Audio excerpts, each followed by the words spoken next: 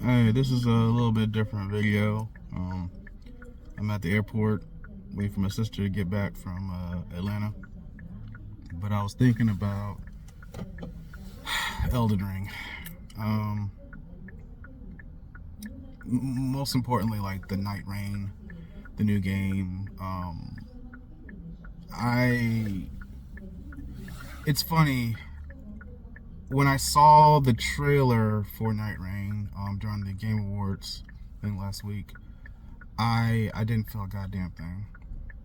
And it struck a chord with me because technically anything that From Software does prior the DLC, Shadows of the Earth Tree, I was all in. Like Armored Core, I never played Armored Core, and I was like, fuck it, I want to play it because From Software, they're in their bag. I don't care.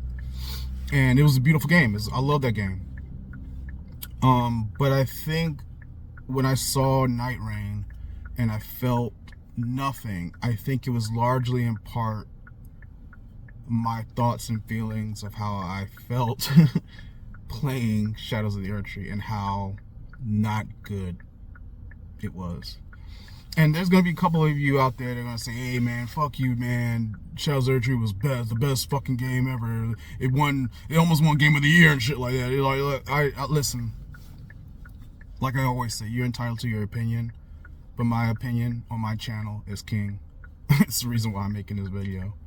And you're a great person, but kick rocks. The DLC was horrible. From the expectations that it set to the actual reality of what it was, it felt rushed. It felt hampered and cut off at certain parts. Certain characters within the DLC didn't feel finished. The whole thing of Mikola being a side character, which I thought was going to be his entire game, their entire game, his entire game. It was more of a redemption song for Marika, which was great. Like I admired that. I admired all the things that she went through. That was all well and good. But Elden Ring, the game prior, the core game, set so much up for Mikola. And for the game to turn out, for the DLC to turn out the way it did. And I'm not talking about the Skidoo tree, Shadow tree, fragments and all that stuff. That was very minor. I'm talking about the core narrative, the story elements, the gameplay of just, it wasn't as engaging as the core game. So such in fact that when I was done with the DLC, I didn't even want to play the core game anymore. Like I was done. And maybe I'm not a hardcore Elden Ring fan, but I just thought it was a disservice to what had been built up within the core game of, specifically with Mikola, and how shallow and how scant his entry was, and the things that he did and didn't do, and the things that we saw and we didn't see within that DLC. I just felt it was lesser quality of what From Software was capable of. And their lesser quality, let's not get it twisted, From Software's lesser quality is better than most industry's games, like their entire catalog games. So I'm not besmirching, but I have to call a duck for what it is. It was not good. It left a bad taste in my mouth. And seeing, Vita videos post DLC and not really caring about, I mean, I love Vita Video. I love everything that he has to say. He's the best in the biz. Other people of his ilk coming out and having their takes on the DLC and stuff like that. I just felt nothing because the DLC was such a letdown for me. And seeing Night Rain, some people calling it Fortnite, for Elden Ring, it seems such lesser. Again, it looks lesser quality than what the base game of Elden Ring is. And from this point on, like, I don't really care. And I might change my mind. I'm open to change my mind. But, like, for right now, I don't give a fuck about Elden Ring. Like, if they do the show, maybe I might jump back in and care. But, like, in terms of, like, other stories, if it's going to be at the same quality as the DLC, then I really don't care. And I think that's what hurts more, where I want to care about Night Rain. I want to care about the continuation or semi-continuation of like the story and the elements of Elden Ring, but I can't find a reason, you know.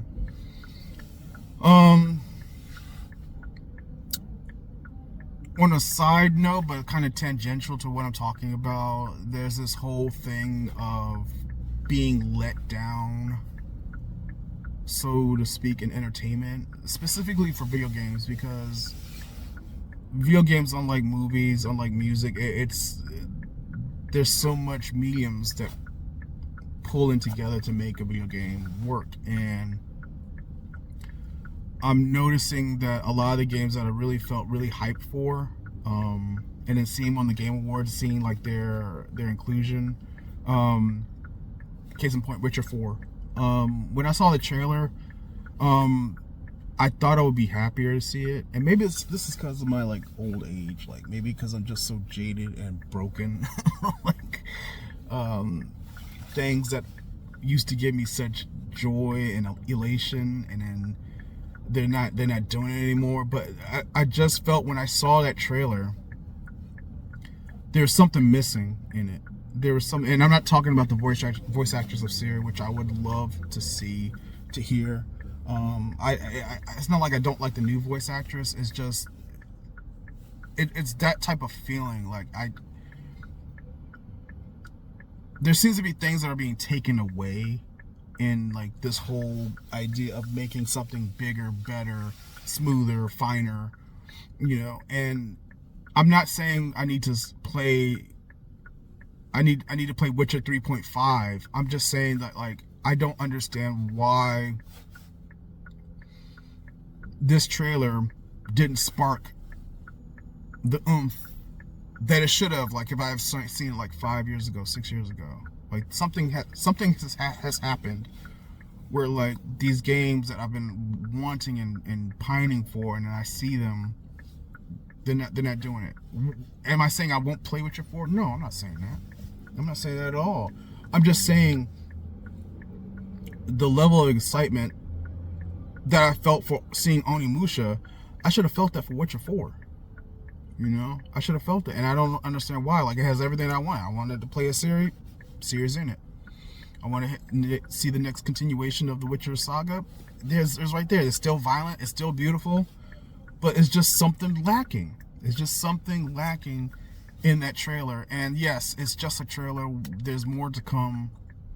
We haven't seen a damn thing yet. We haven't seen gameplay or anything like that. They say it could be what we saw in the trailer as all in game, which is great, but like it's not enough.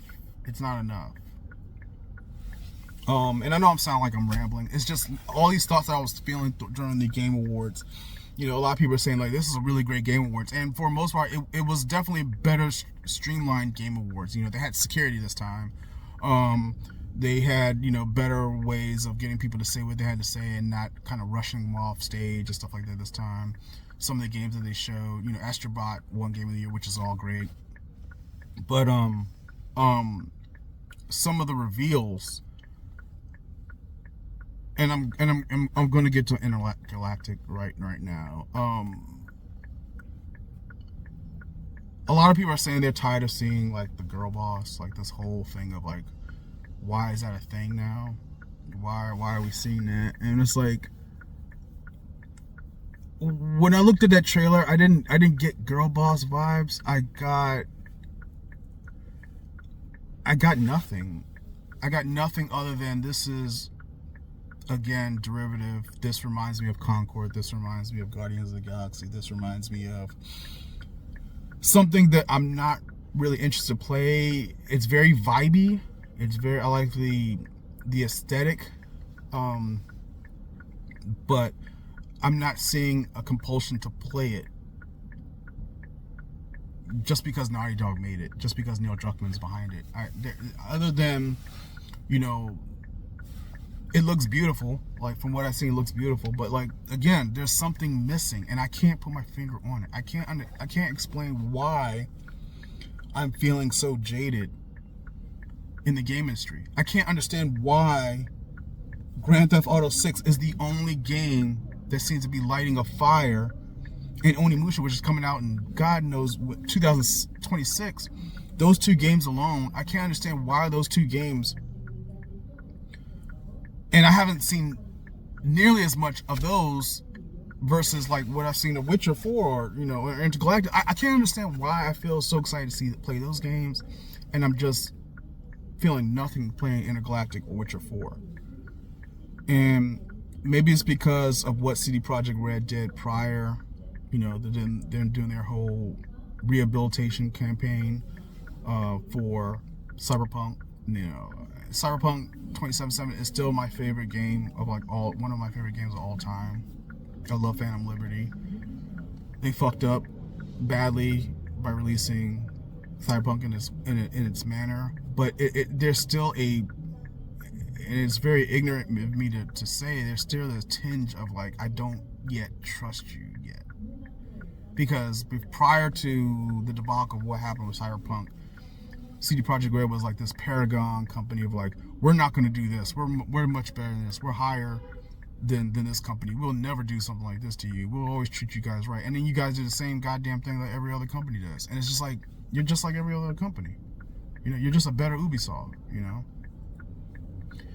So yeah, Intergalactic, my thoughts of it, I need to see more, but as of right now, it just doesn't mean a lot. I don't really care about the girl boss thing. I mean, if we're talking about this whole thing as being girl boss of oh, she's so hip, oh, she's so aloof, oh, she's just trying to be this, she's just trying to be that. Why do they have to make these characters like this? Yeah, there is a trend of archetypes of girl heroes that they're almost copying and pasting, no matter if they change the gender or they change the color of their skin. You're seeing the same vibey, edgy, rebel look. And I mean, I guess they wouldn't do it if it didn't sell. But yeah, that whole aesthetic, that whole tone to some people, it's becoming tired. It is becoming tired. And if she's some person that has great power or something like that, I still wouldn't care. I need to see more. I haven't seen enough of the game to make that judgment call. And I don't understand the whole vitriol between here's another girl boss game, this is another woke game from Naughty Dog. My whole thing is, I would rather have another Jack and Daxter than this game. I don't understand why we can't just jump back into doing Jack and Daxter. Literally, Jack and Daxter has so much. There's so much more story to tell in that series, and they spent I don't know how long, 4 or 5 years on this game, and like I said, it could be the bee's knees, it could be the best game of all time, but first impressions are everything. And for me, seeing this first impression, it's just vibes. It was all vibes, and I'm tired of being marketed just all vibes, and there's just no substance. There's no hook. There's nothing to make me say, yeah, okay, this is the reason why I'm buying this game, because it's this. And I'm seeing that in games, I'm seeing that in music, I'm seeing that in movies, and I'm just getting a little bit jaded. And it's not super hype machine type shit. It's just, we're selling on nostalgia, and then that's it. We're selling on quote unquote diversity, and then there's nothing behind it. We're selling on this pseudo edge or whatever, and there's nothing extra behind it. I just don't get it. I'm getting tired of it.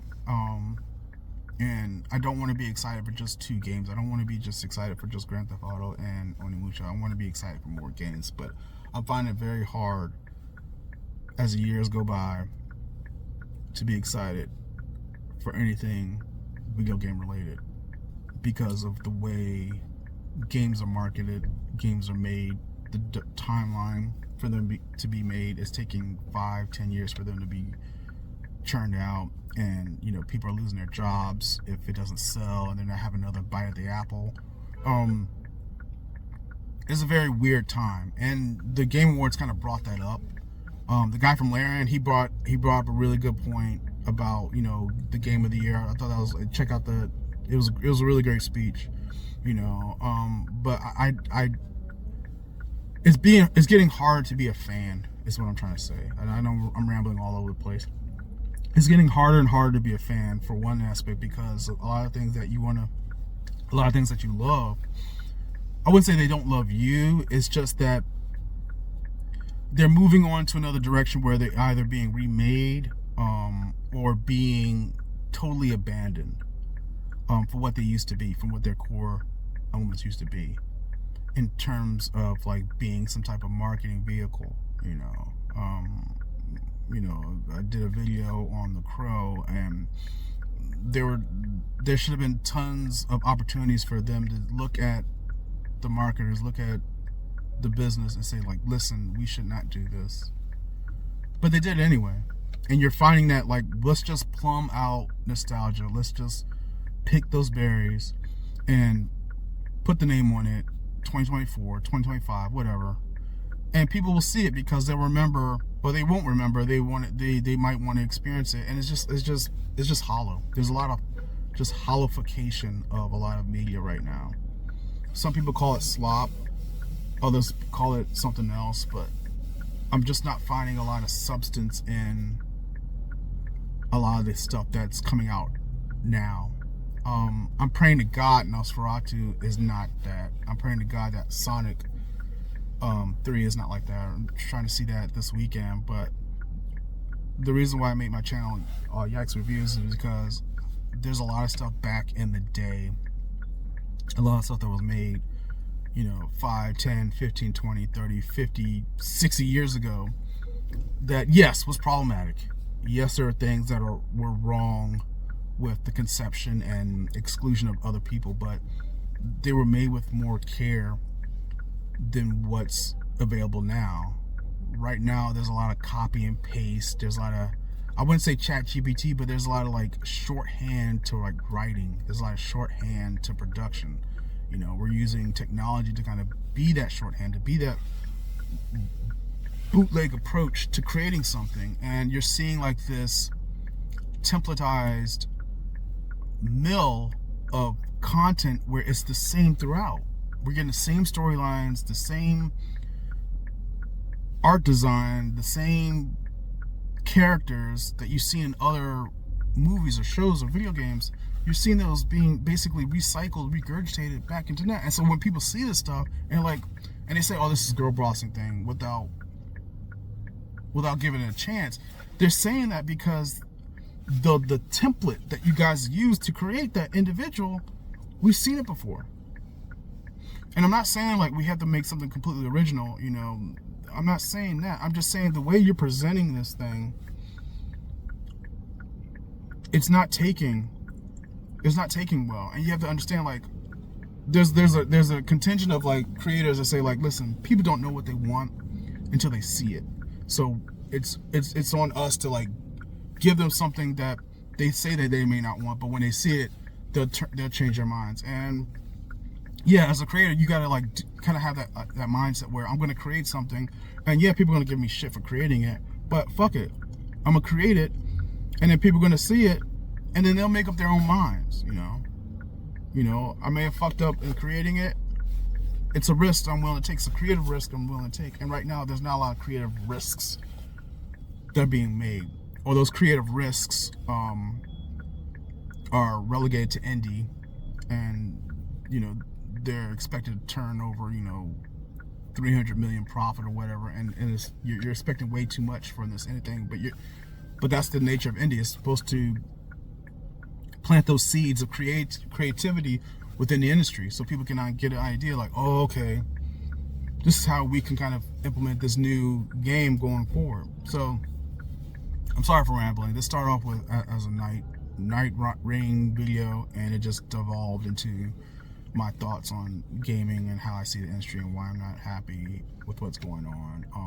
But I'm hoping 2025 and the years from that, a couple of years are coming out from now, you know, we start to see not only more creativity, but creativity less dependent on like this templatization, this jacking of, or this homogenization of like other properties. You know, the first thing that Intergalactic came out, people were comparing it to Concord. Why would they do that? Why would they still say that? Because Concord was a derivative off of Guardians of the Galaxy. You know, Guardians of the Galaxy was sort of quote unquote derivative off Star Wars. Like, everybody's like, it's not the fact that we're barring each other, it's the fact that like we're consistently seeing the same elements from other properties, and we're seeing that year after year, you know, and people are just tired of it. They're just tired of it. So that's all I got. Sorry, it's a different type of vibe, different type of video, but kind of want to get off my chest. I'll probably make this unedited, but that's what it is. If you like what I had to say, feel free to like, share, subscribe, or don't. It's completely up to you. Sure, America. But hope you have a great day, and take care of yourself. Cabs out.